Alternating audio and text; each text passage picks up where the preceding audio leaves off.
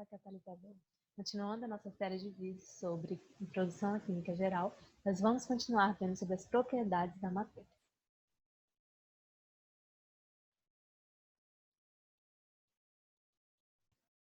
Nós vamos ver aqui sobre as mudanças de estado físico da matéria. Nós sabemos que existe um esquema de mudança de estado da matéria, em que nós vamos partir de um aumento de temperatura ou diminuição da pressão, que é da esquerda para a direita, e nós vamos ver que neste momento vai acontecer uma absorção de calor. Se é uma absorção de calor, nós vamos chamar esse processo de endotérmico. Endo significa para dentro e térmico tem a ver com calor.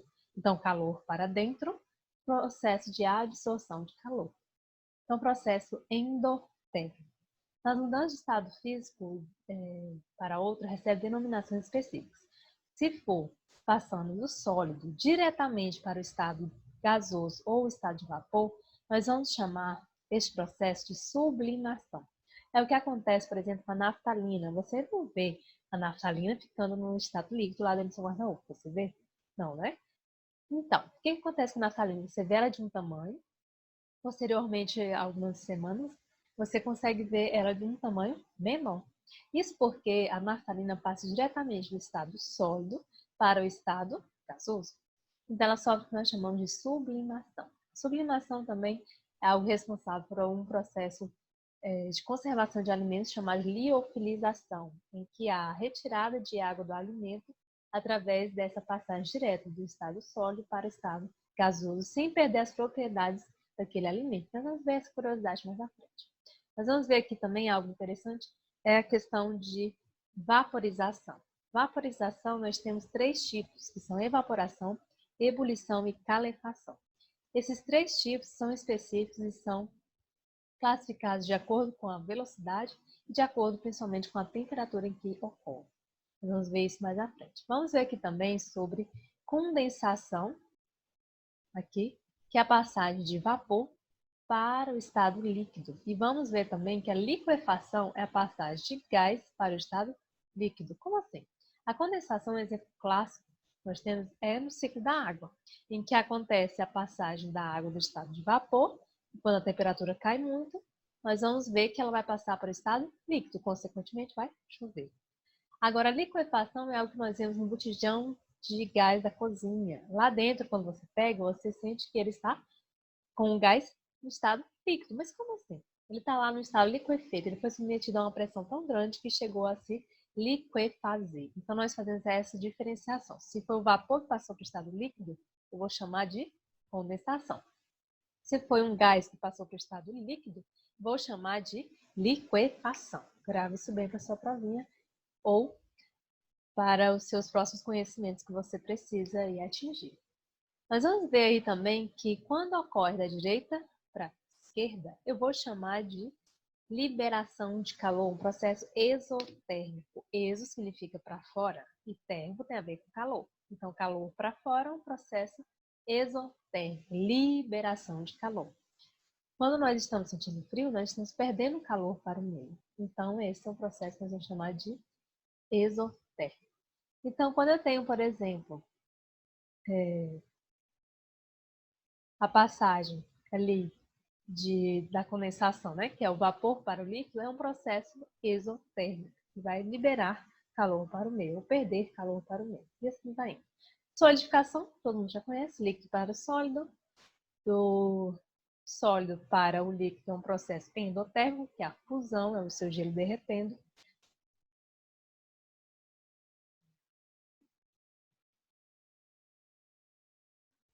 E vamos ver aí também outras características. Vamos ver agora sobre os três tipos de vaporização, que são a evaporação, ebulição e calefação. Um momento.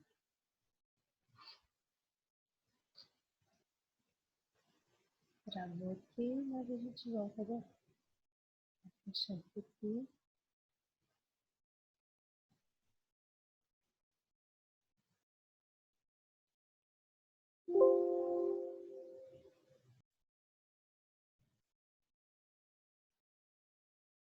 Continuando, enfim. Três tipos de vaporização são elas: evaporação, ebulição, calefação. Qual a principal diferença entre elas? Evaporação é considerado um processo lento em comparação aos outros dois. A evaporação é um processo que acontece na temperatura ambiente, em que a passagem do estado líquido para o estado de vapor ou gás. Por exemplo, a roupa molhada segundo o varal. Ali vai ser um processo de evaporação, que vai acontecer a temperatura ambiente. Ah, mas a temperatura daqui da minha cidade é muito alta, então vai ser o processo mais rápido dos três. É uma comparação, tá? Evaporação é a mais lenta em comparação aos outros dois, tá? Por mais que nas suas cidades possam ter altas temperaturas. Okay? Ebulição é um processo rápido, a temperatura fixa. Por isso nós vamos dizer que existe a temperatura de ebulição, que é o momento no qual a substância vai passar do estado líquido para o estado de vapor ou gás, só que com turbulência, com aquecimento, é uma temperatura fixa, constante, quase não vai variar. Então, por isso, nós vamos dizer, por exemplo, que a água fervendo é um processo de ebulição, tá? Que é um processo rápido que ocorre a temperatura fixa. Assim, nós vamos dizer que, por exemplo, a água pura, numa pressão de uma atmosfera, vai ferver a 100 graus Celsius, ou seja, essa é a temperatura de ebulição da água pura numa pressão específica. Claro que se acontecer o processo de aumentar a pressão ou diminuir a pressão, vai ter uma alteração nessa temperatura de ebulição. Calefação é um processo muito rápido, é instantâneo.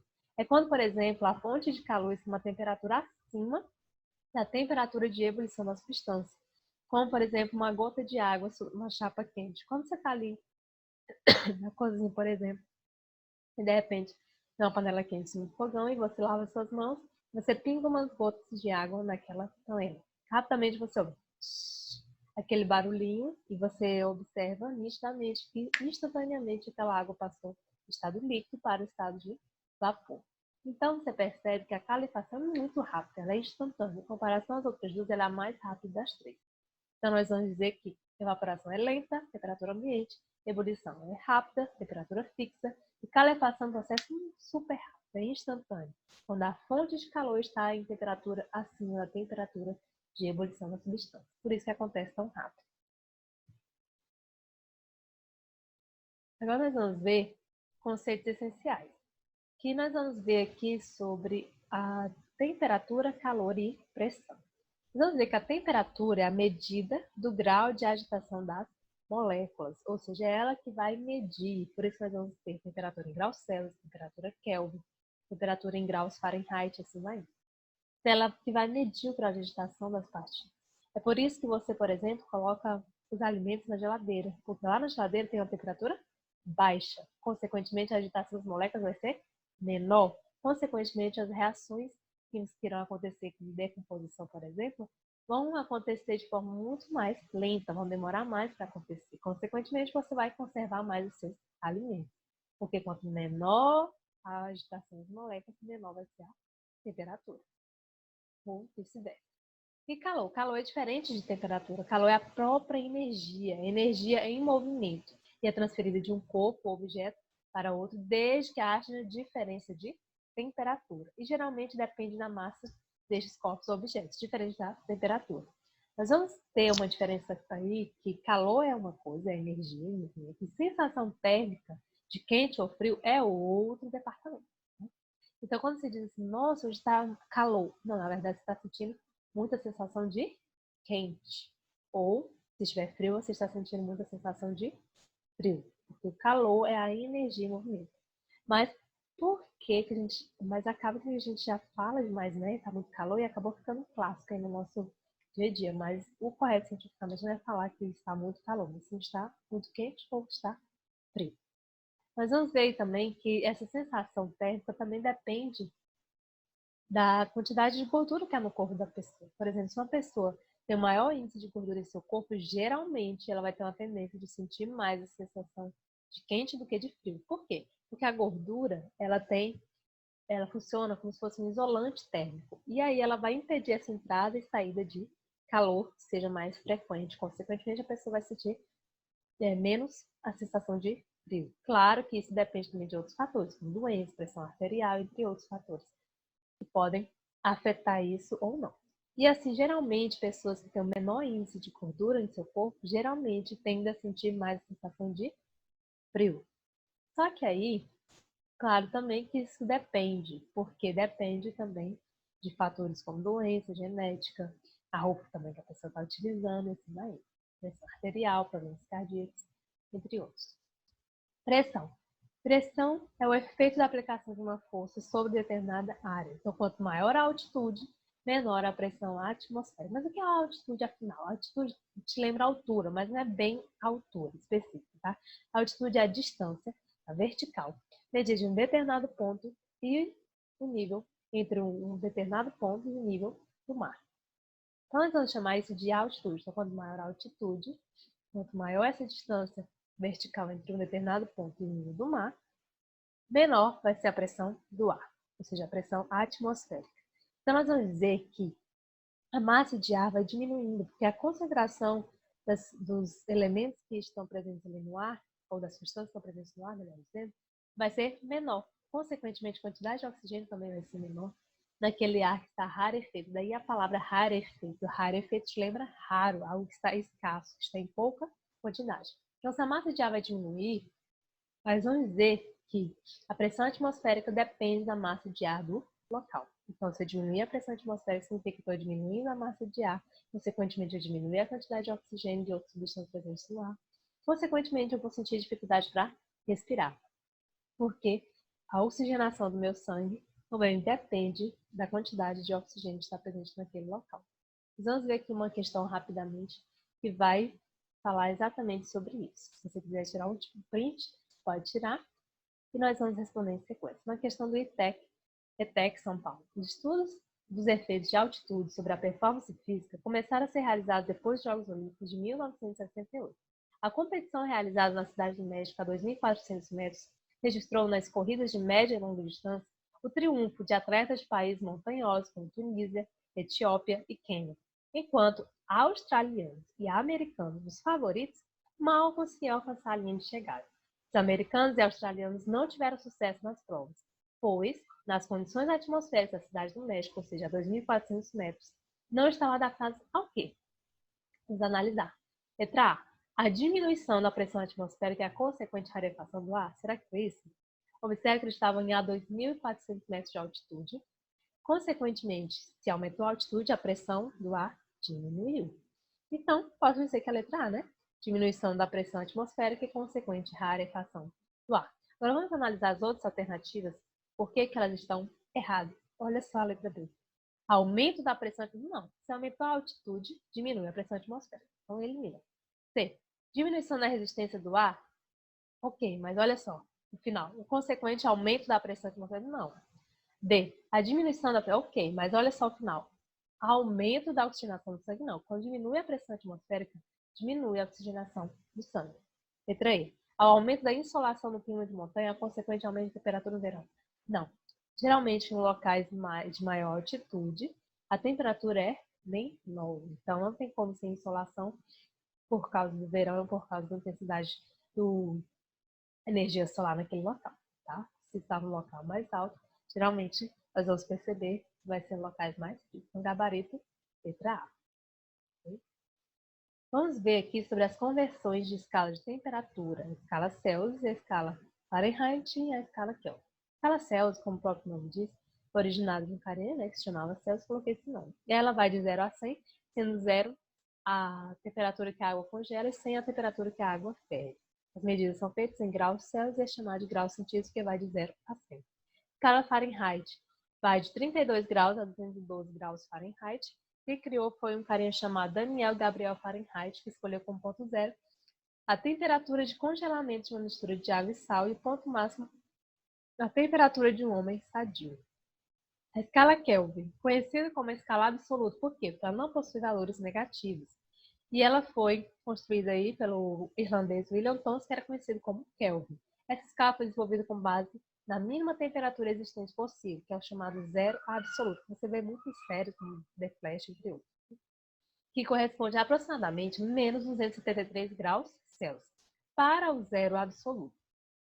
Kelvin atribuiu o valor zero, de modo que o ponto de fusão da água ficou com 273 Kelvin, O ponto de ebulição ficou com 373 Kelvin. Assim, o ponto de fusão na escala Celsius é 0. O ponto de fusão na Fahrenheit é 32 graus Fahrenheit e na Kelvin é 273 Kelvin. Observa que a escala Celsius tem 1 grau, na Fahrenheit também, mas na Kelvin não, porque a Kelvin não é baseada em graus, porque ela tem um valor zero absoluto e ela não é uma medida de comparação com outras escalas de temperatura. Então, você observa que ponto de ebulição na Celsius vai ser 100 graus Celsius, na Fahrenheit 212 graus Fahrenheit e na Kelvin 373 Kelvin. Fatores de conversão de temperatura. Se eu quero transformar graus Celsius para Kelvin, basta eu somar. Com quanto? Com 273,15 ou também com 273, dependendo do que a sua questão diz. E se for o inverso? Se for o inverso, eu tenho que diminuir. Então, grava bem na sua cabeça. Graus Celsius para Kelvin, eu somo. E o inverso, eu diminuo. Por quanto? 273,15. Ok? Daqui a pouco a gente continua. Deixa eu ver aqui.